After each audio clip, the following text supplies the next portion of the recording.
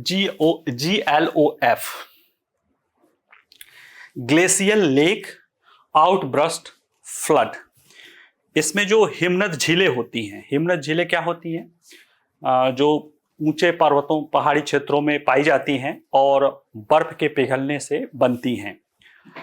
उन झीलों में अचानक उसका जब तटबंध टूट जाता है तो एक विनाशक बाढ़ आती है, यानी क्योंकि वो चूंकि ऊंचाई पर रहती हैं, ढाल प्रवणता अधिक रहती है और विशाल मात्रा में जल एकाएक आता है और तेजी से आता है।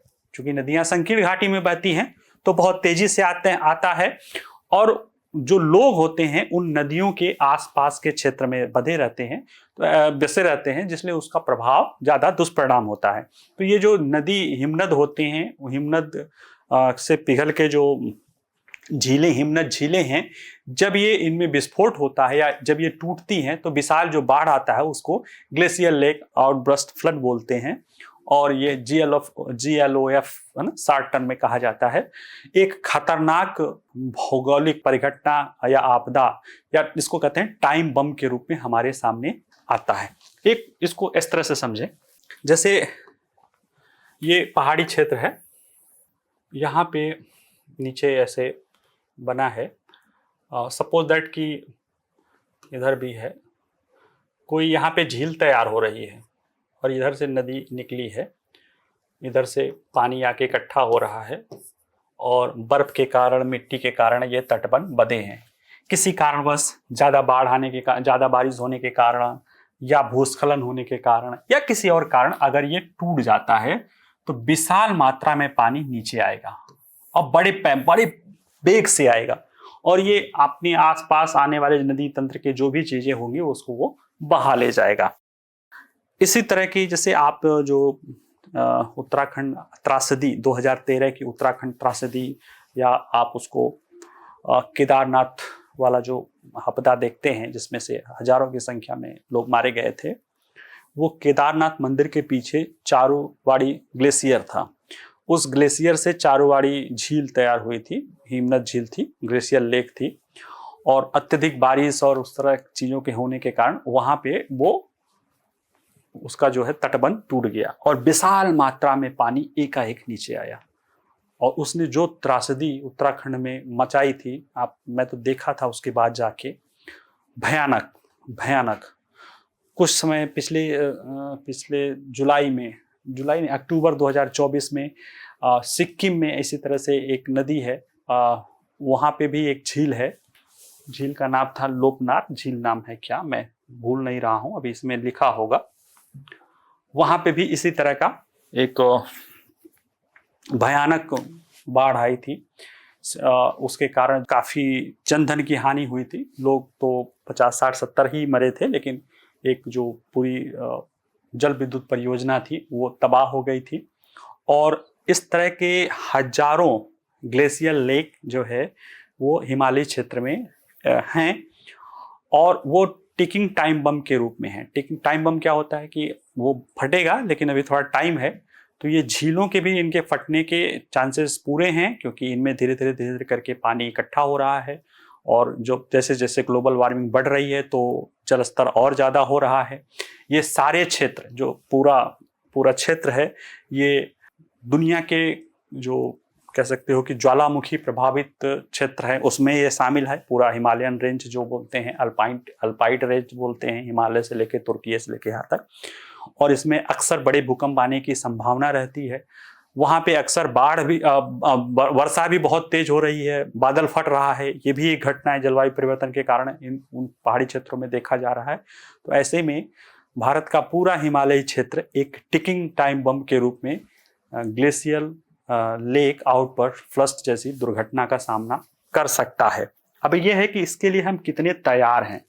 तो मैंने ये बता ही दिया है कि देखिए, हिमनद झीलें पानी के बड़े भंडार होती हैं जो पिघलते ग्लेशियर के सामने ऊपर या नीचे स्थित होती हैं।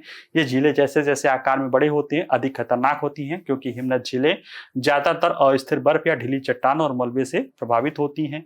यदि उनके चारों ओर की सीमा टूट जाती है तो भारी मात्रा में पानी पहाड़ों के किनारों से नीचे चला जाता है, जिससे इलाकों में बाढ़ आती है। इसे ग्लेशियल लेक आउटबर्स्ट फ्लड या GLOF कहा जाता है। ठीक है। और नवीनतम अध्ययन बता रहा है कि GLOF ह्यूमुक से हो रहा है, लेकिन जलवायु परिवर्तन के कारण ये जोखिम कई गुना बढ़ गया रहा। इसका प्रभाव क्या होता है, ये इतनी तेजी से आती है, इतनी कम समय में, चूंकि इतना ढाल प्रवणता रहता है ना कि कुछ मिनट में ही ये कई किलोमीटर ये दूरी तय कर लेती हैं। इससे बहुत बड़े पैमाने पर संपत्ति का जो है विनाश होता है, कृषि भूमि का नाश होता है, बुनियादी ढांचा बन सकता है, मौतों का भी कारण होती है। ठीक है, इनकी भारत में प्रगति के रूप में देखा जाए कि इनकी भारत में जोखिम की प्रकृति क्या है, तो भारत के राष्ट्रीय दूर संवेदी केंद्र के अनुसार भारतीय हिमालय क्षेत्र में 11 नदी घाटियां और लगभग 28,000 हिमानी झीलें हैं। जितना जो भारत के हिमालय क्षेत्र है 11 प्रमुख नदी घाटियां हैं और साथ ही साथ 28,000 हिमनद झीलें हैं।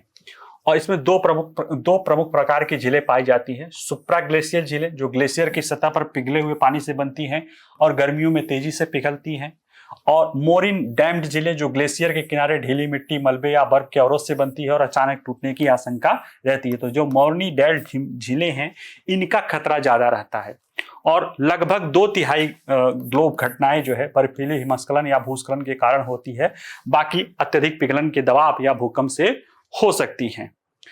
2023 और 24 के रिकॉर्ड गर्म वर्षों के चलते कुछ क्षेत्रों में अधिक पिघलन देखी गई है, जिससे कई झीलें अत्यधिक जोखिमपूर्ण हो गई है। भारत में लगभग 7500 हिमानी झीलें हैं, जिसमें से अधिकांश 4500 मीटर से अधिक ऊंचाई पर हैं और इस दुर्गम क्षेत्रों में मौसम और जल निगरानी स्टेशन लगभग नहीं के बराबर है, जिससे खतरे का भी अनुमान नहीं लगाया जा सकता। और एक जो पहले डेटा आया था उसमें यह भी था कि जो भारत में ज्यादातर जो ग्लेशियर लेक आउटवर्ड फ्लस्ट है, ऐसा नहीं कि सिर्फ भारत में होता है या हिमालय क्षेत्र में होता है, जहां भी हिमालयी क्षेत्र होंगे वहां पे ये समस्याएं देखी जाएंगी। लेकिन भारत का जो क्षेत्र है, हिमालयी क्षेत्र है, या जो ये नदी घाटियां हैं, इन नदी घाटियों में बड़े पैमाने पर लोग रहते हैं, विशाल मात्रा में लोग रहते हैं, इसलिए उनपे कह सकते हो कि खतरा ज्यादा बढ़ा रहता है। अभी नीचे वाला देखेंगे जो रूस का कामटाचारू या जो नाम है, वहां पे भूकंप आया था 8.8 तीव्रता का, और माना जाता है कि वहां पे चूंकि बिल्कुल खाली इलाका है, 4-5 लोग या 1-2 लोग मरे हैं या कोई भी नहीं मरा है। और 7.6 तीव्रता का भूकंप नेपाल में आया था तो 15,000 लोग मरे थे। तो मतलब ये है कि जितना प्रभावित क्षेत्र से वो बाढ़ गुजरेगा उतना ज्यादा विनाश कर सकता है। तो इसलिए भारत के लिए एक और भी चिंता का विषय ये बना हुआ है। इसको लिए भारत की तैयारी कैसी है, देखा जाए तो भारत ने अपने आपदा प्रबंधन प्राधिकरण अधिनियम में इसके लिए प्रयास तेज कर दिया है और रिस्क रिडक्शन को करने के लिए दिशा में सक्रियता दिखाई गई है।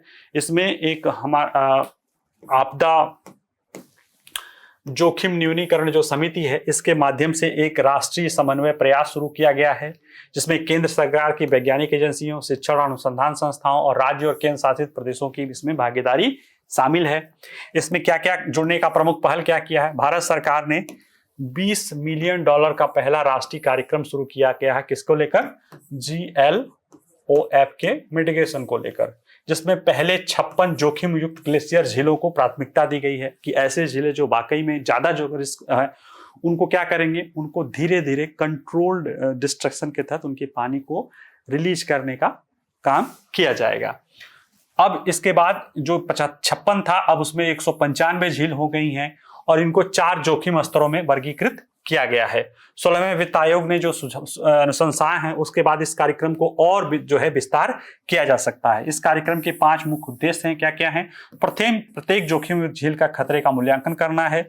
स्वचालित जो है मौसम और जल स्टेशन की स्थापना की करनी पड़ेगी, क्योंकि हमारे जो ज्यादातर ग्लेशियर लेक हैं वो 4500 मीटर की ऊंचाई पर है, जो कि वहां पे मतलब मैनुअल से ज्यादा, चूंकि मैनुअल तो चलो ठीक है लेकिन वहां पे लोग रहते ही नहीं, तो उसको स्वचालित या ऑटोमेशन पे वहां पे निगरानी की जरूरत पड़ेगी।